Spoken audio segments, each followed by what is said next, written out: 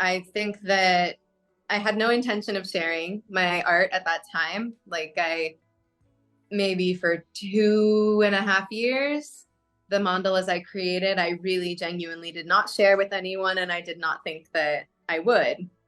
But it was in Nepal at the end of 2019 when I was creating mandalas at a monastery where I was living with a community of Westerners.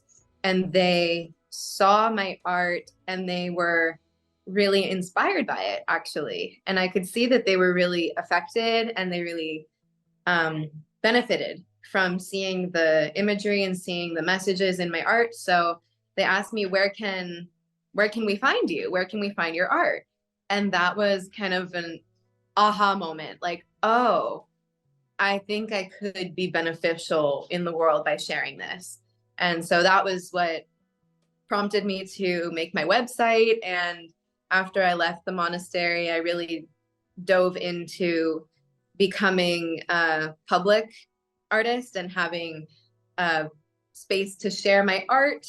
And by March of 2020, I launched my website, Mandalas of the Path, and social media to go with it.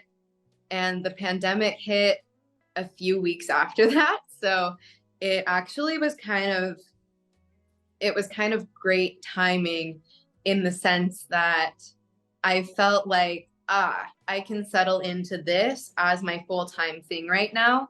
I don't have to try to figure out where I want to go in the world or what career I want to. It was like, I can focus on what I want to do right now. And I'm being really called to be an artist. And so that was a really beautiful thing. For about a year, 14 months or so, I was just completely dedicated to being an artist full time. It was wonderful. It was one of the best times in my life, I think. And I had to go back to the US after that. And so it kind of brought a transition, but I still create and I still really enjoy sharing my art. It's just kind of changed how it looks now, but meaning the sharing and the art. But I think it's an evolution that grows with us. Like everything we create comes from where we are in that moment. So it'll keep growing with me. And that's really fun to watch. Yeah.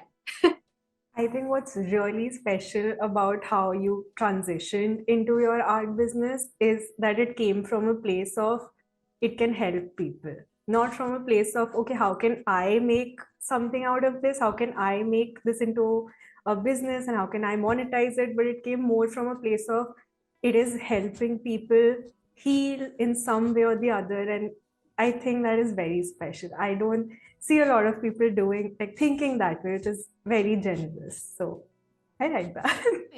But I really like using art to process things that are really happening. I like to get inspired by like, oh, I want to put like an eclipse at the center. I want to put a Buddha at the center, and I want to show the path of enlightenment in the mind. And these ideas became a big part of the mandalas that I created, but I was insecure thinking this isn't how it's supposed to be because others weren't like that. But to any artist out there thinking there's a supposed to be, no, no.